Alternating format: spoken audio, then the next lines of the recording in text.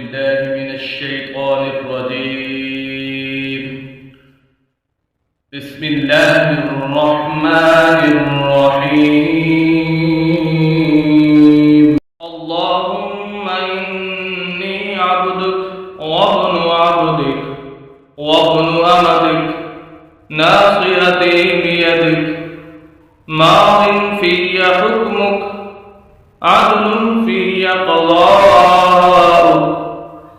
أسألك بكل اسم هو لك سميت به نفسك أو أنزلته في كتابك أو علمته أحدا من خلقك أو استأثرت به في علم الغيب عندك أن تجعل القرآن ربيع قلبي ونور صدري وجلاء حزني وذهاب